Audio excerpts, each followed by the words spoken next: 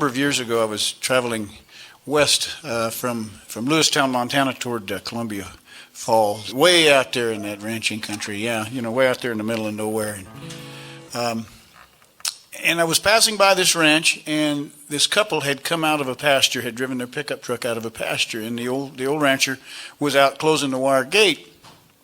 And they were both dressed up for town. They were headed to town, wherever town happened to be, quite a ways away, I think. And but he had to check this pasture before they went. And they were probably in their late 70s, early 80s. This couple. And I didn't think too much about it. I just kept going where I was going. And then a few months later, I was back up in Montana, and I was doing playing for a wedding reception in Lavina. And just after the wedding and before I started playing, we were having the dinner there, the reception dinner, and I looked over, and it wasn't the same couple, but it could have been. It could have been, and they both looked like they were cut out of the same side of beef, same side of leather rather, and they were in their early 80s probably, and they were all dressed up, sitting at a table next to each other, man and woman. And they looked like they were made out of harness leather, and they were all dressed up in there. He had his good hat on, and she had a nice dress on, and very stern looking, not smiling or anything, not looking at each other. They were holding hands. And I thought, yeah, okay.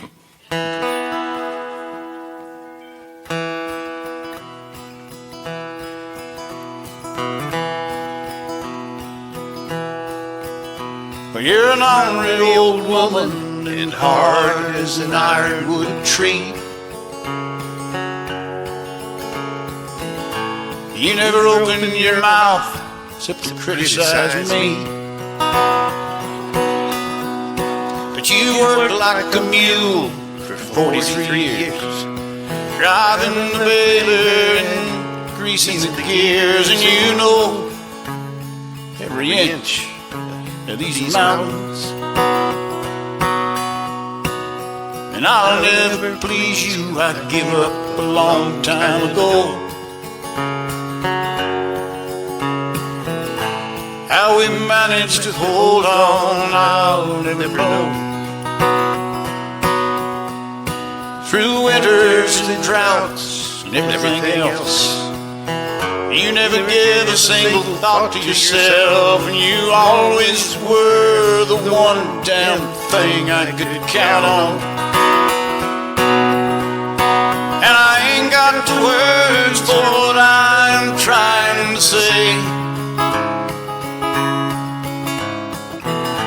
We never were much for talking anyway.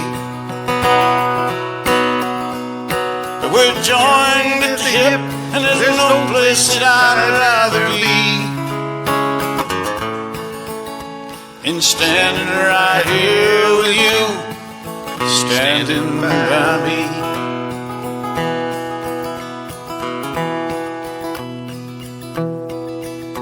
You say I'm too hard on our boys, but I don't agree.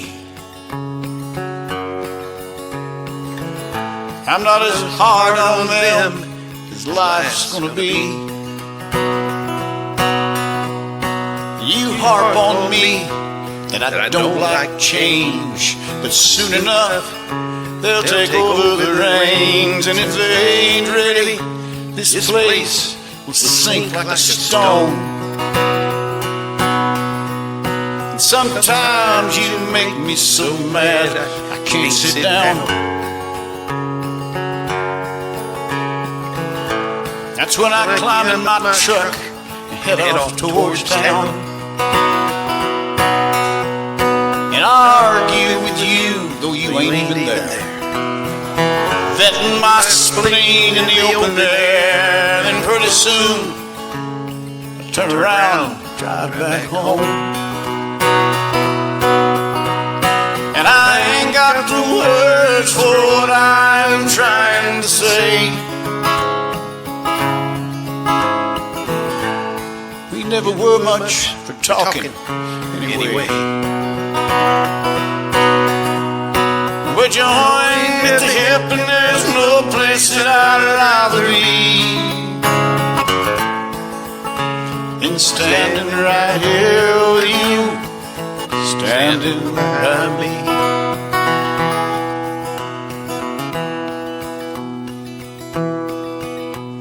Tomorrow we'll gather those steers from off the south end.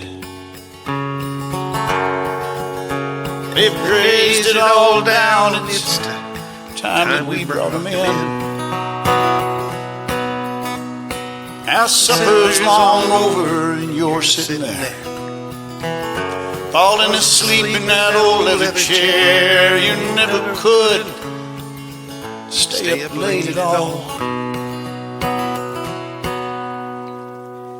I touch your hand to tell you it's time for bed. You nod and get up without a word being said. Together we close up the house for the night. I pause a moment before I shut off the light, and I turn, follow you down the hall. And I ain't got the words for what I'm trying to say.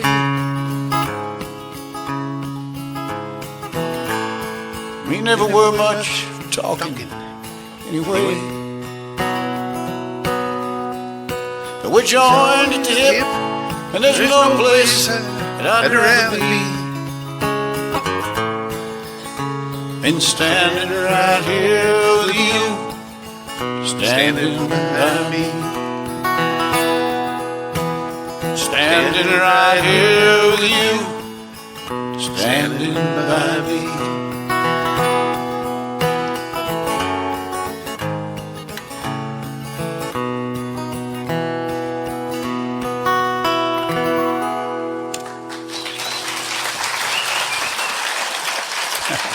We've all met him, huh?